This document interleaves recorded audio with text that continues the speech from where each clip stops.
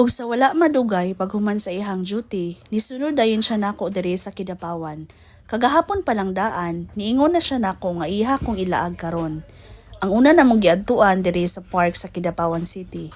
Naatlan pod nga Timpo po festival karon, so daghan ang mga baligya ug daghan pod ang mga nilaag karong gabhiuna. Among gilibot ang park unya sa among pagbaklay-baklay na ami nasugatan nga amo ang estudyante before sa Notre Dame of Makilala.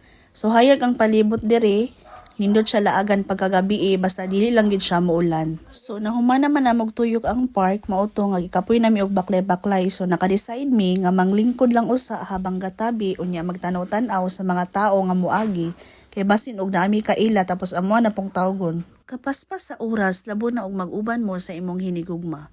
Alas 6 kapi na ni karon sa gabi isa sa among gisgutan diri sa kung asa mi manihapon karon.